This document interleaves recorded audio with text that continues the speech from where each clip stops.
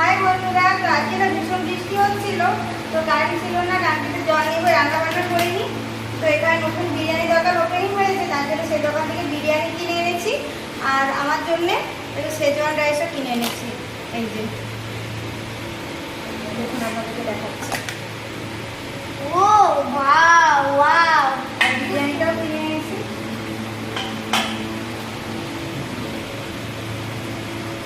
Wow,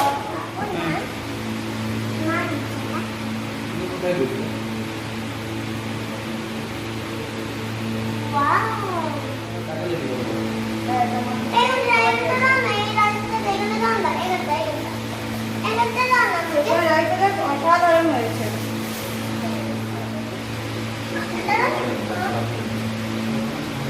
বিরিয়ানিটা অসাধারণ হয়েছে, ভীষণই সুন্দর খেতে হয়েছে।